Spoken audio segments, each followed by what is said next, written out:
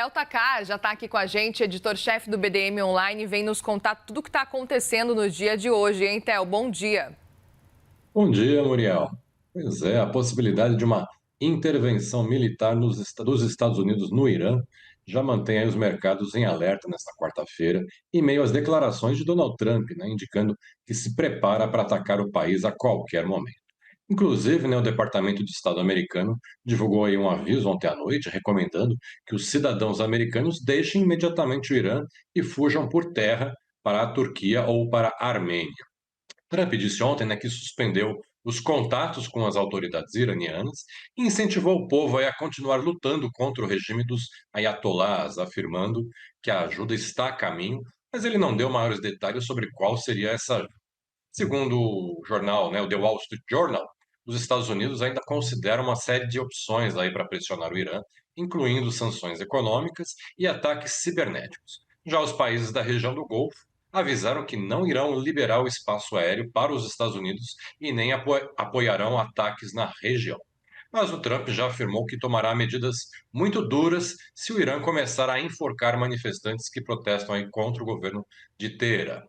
A repressão aos protestos já teria matado aí pelo menos 2.000 pessoas e há notícias afirmando que o governo iraniano deve promover hoje aí o primeiro enforcamento de um cidadão supostamente condenado por participar dos protestos.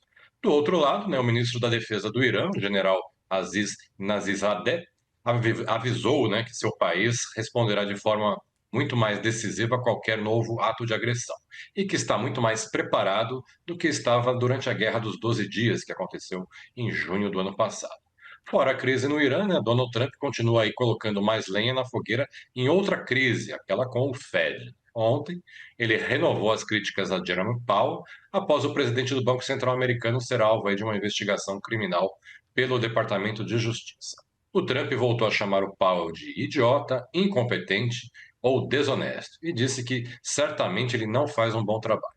Trump afirmou ainda que Powell estará fora do cargo em breve, né? Afinal, seu mandato termina em maio, em que ele deseja colocar em seu lugar alguém que reduz os juros aí quando o mercado estiver caminhando bem. O presidente do banco JP Morgan, Jamie Dimon, se manifestou aí sobre esses ataques de Trump ao Fed, afirmando que uma interferência política na autoridade monetária pode ter efeito contrário, elevando a inflação e os juros aí ao longo do tempo. O economista Paul Krugman também comentou que Trump está venezuelando os Estados Unidos, né? E que esse novo ataque a Powell é uma intimidação a todos os membros do Fed, mas que suas atitudes podem se voltar contra ele, né? Contra o Trump, sem corte de juros no curto prazo e com taxas longas mais altas. Seguimos aqui de olho aí nesse tiroteio insistente do Trump contra o Fed. O que que vai dar, né, Muriel? E enquanto isso, a vida segue em Wall Street. E o que a gente tem na agenda para olhar os indicadores dessa quarta-feira, Theo?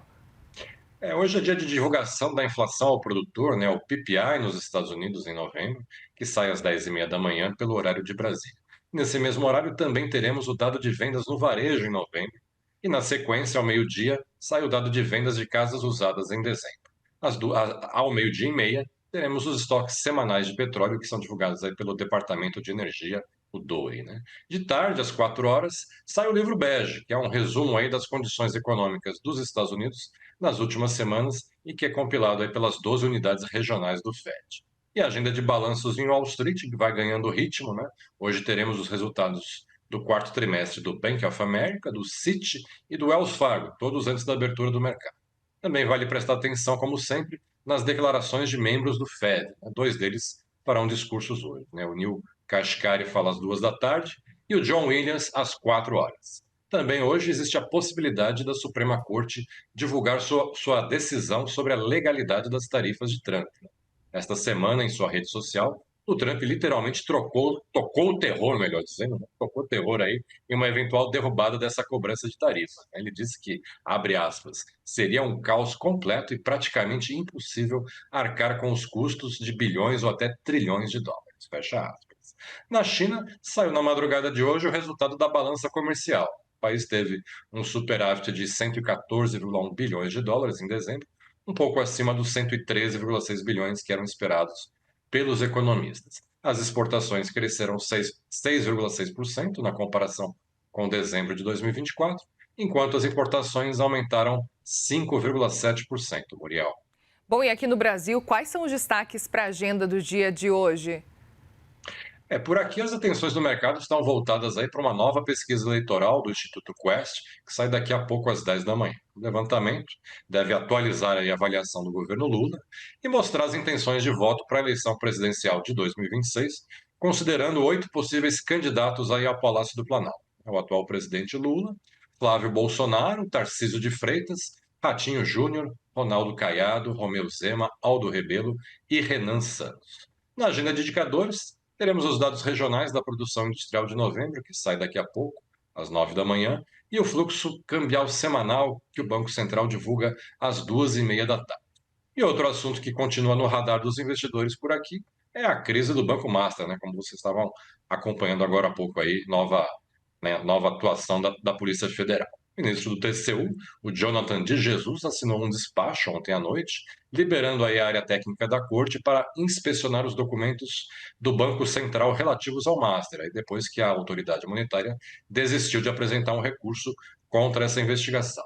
A expectativa é de que esse procedimento já comece nos próximos dias e talvez até mesmo hoje. Já o Banco de Brasília, né, o BRB, informou ontem que poderá receber aportes financeiros do governo do Distrito Federal para cobrir eventuais prejuízos com a compra da carteira do Banco Master. Né? A investigação da Polícia Federal e do Ministério Público, né, detectou indícios aí de que a instituição comandada por Daniel Vorcaro vendeu 12,12 bilhões de reais em carteiras de crédito inexistentes para o BRB e entregou documentos falsos ao Banco Central para justificar esse negócio. Né? Em nota, o Banco de Brasília informou que os possíveis prejuízos em função da compra dessa carteira do Master ainda estão sendo apurados pelo BC e pelas auditorias independentes aí da Machado Meyer, com suporte técnico da Kroll. E os investidores também, que tinham CDBs aí ou conta corrente no Banco Master, né, poderão finalmente começar a receber aí o dinheiro de volta nos próximos dias, após quase 2 meses de espera. Né? O Fundo Garantidor de Crédito, o FGC, já está com a lista de credores na mão e provavelmente deve anunciar aí nos próximos dias a data exata que vai iniciar os pagamentos. Muriel. Perfeito, Theo. Obrigada, viu, pelas informações. Um bom dia para você por aí. Bom dia, até amanhã. Tchau. Tchau.